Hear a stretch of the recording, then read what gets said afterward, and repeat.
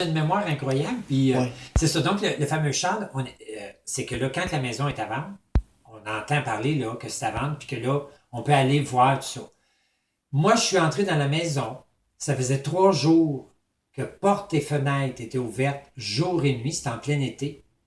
Parce que Marie-Louise vivait là toute seule, avec 17 chats. Les chats étant, ils se promenaient peut-être dans la maison, mais les chats allaient faire leurs besoins dans la cuisine d'été. Ils ont gratté à la pelle sur le prélat, toute la merde de chat, tout ça, on grattait ça à la pelle, mais ça faisait 3 jours que la maison était ouverte, jour et nuit, là. Et porte en avant, partout. Parce qu'il faisait chaud, c'était l'été, puis il pleuvait pas. Fait que, tu sais. Alors, quand on rentrait là, dans la cuisine d'été, on passait proche de perdre connaissance parce que c'était pas l'odeur de l'urine de chat, c'était l'ammoniac. C'était beaucoup plus loin, là. C'était ça qui vous venait au nez, puis on en perdait connaissance presque, là, tu sais.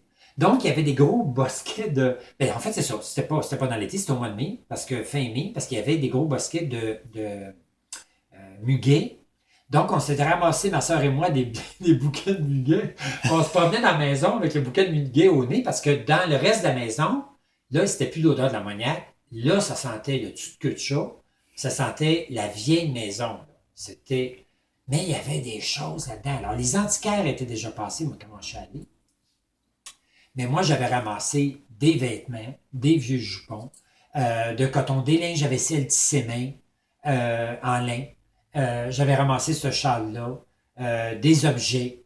Et puis, j'avais tout mis ça dans un tapon. J'ai des photos, une vieille photo de métal, des livres qui appartenaient à la famille Desjardins. Tout ça. Et là, je ramasse ça dans un tapon. Et puis, j'y demande à la nièce, par alliance du neveu, combien. Elle me dit dédaigneusement, comme, qu'est-ce qu'il va faire avec ça? 5 $. Donc, j'avais payé 5 $ pour tout ça, mais à l'époque, le châle se vendait chez un antiquaire 25 $. Je vous parle de ça là, comme en 78 ou 79.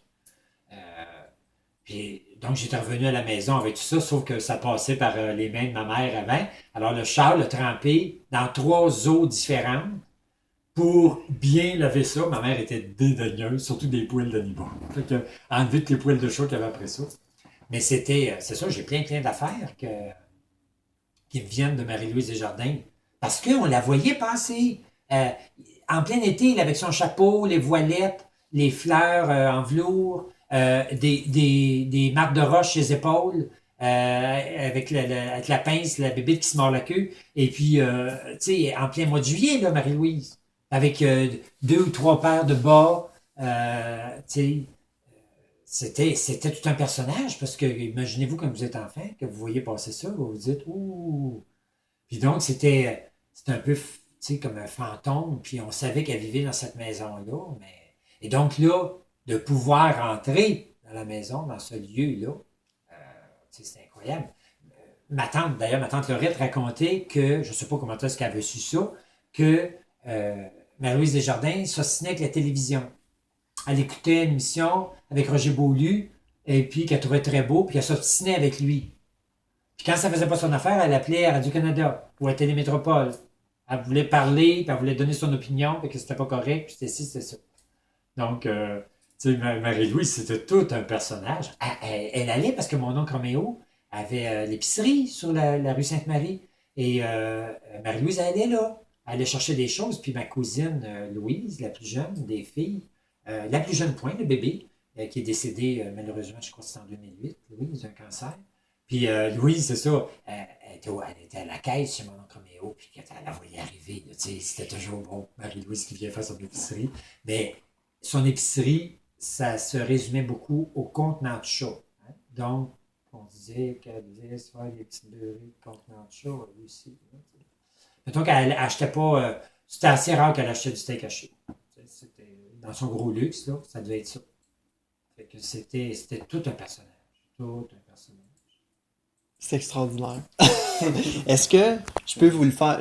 Ben, Oh juste oui, vous pouvez jouer un avec. espèce de shot avec vous qui tenez la. Mettons, tu sais, Mais, sans ouais. parler, moi je le vois déjà en montage, on Mais dirait. Là. vous dire la couleur, Parce que probablement que la laine, tu sais, la laine, c'est huileux, hein? C'est gras. Puis la laine, probablement qu'elle n'avait pas été dégorgée de teinture quand il a été. Alors, il était plus, je sais pas trop, pas la poussière, mais il était plus noir égal. Puis plus ma mère le lavait, plus les carreaux apparaissaient. Donc, mais il est en parfait état, il est pas, tu sais, les franges sont pas manquantes, il est pas percé, il est pas mité, tu sais.